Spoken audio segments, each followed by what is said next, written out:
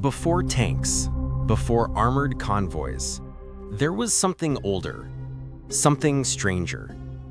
Imagine an army so vast that if you stood at its rear, you might not even see where it began. But this wasn't just a line of soldiers.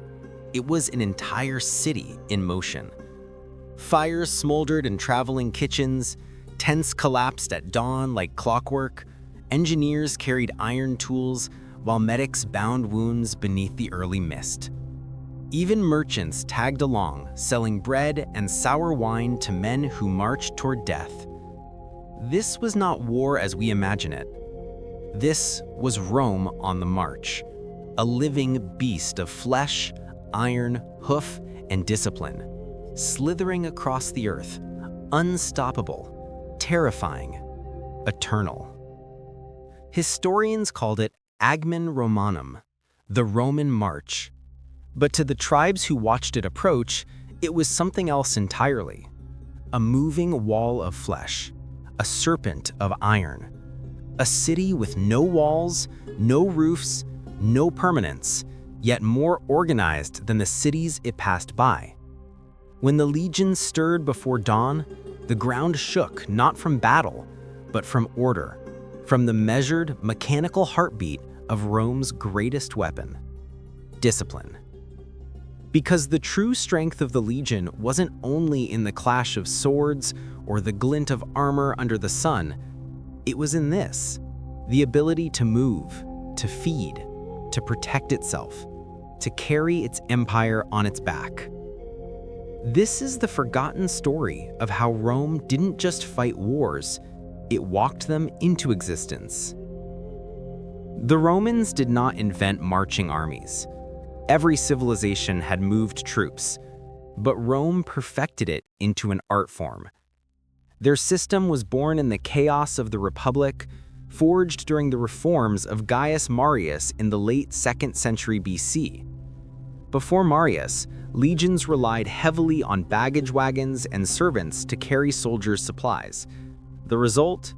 Armies slowed, starved, and stumbled when roads broke or supply trains were lost. Marius changed everything.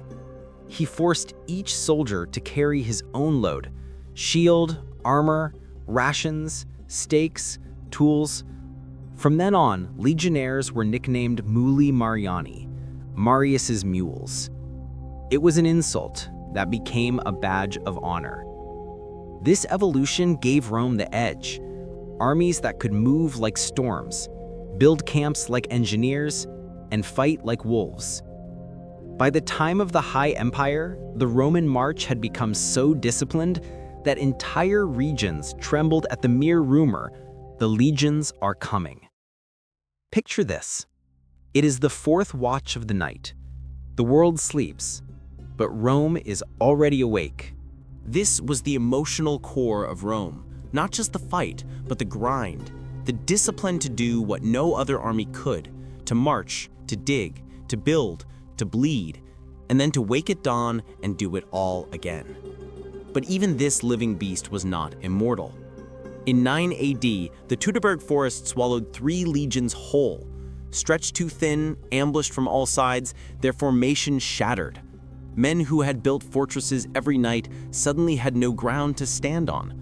Panic devoured discipline, and Rome bled like never before. From that day, Rome changed. Rear guards grew stronger, flank patrols more vigilant, camps more fortified. The serpent adapted, but it never forgot its wounds. And yet, centuries later, as the empire staggered, the great marches grew rarer, the beast slowed. Servants deserted, supply lines broke, discipline frayed. By the end, the legions were shadows of their former selves. The serpent had eaten its last meal. But memory remained. Today, armies still march with echoes of Rome. The principle of carrying one's own load, the strict order of columns, the fortified camp at day's end, the scouts ahead, the guards at the rear, the patrols at the flanks. These are not just Roman ideas, they are modern doctrine. And yet something deeper lingers. When we imagine Rome, we think of gladiators, emperors, great battles. But the truth is this: The empire was not built in sudden bursts of violence. It was built step by step, blister by blister, shovel by shovel. So what does loyalty mean? What does endurance mean?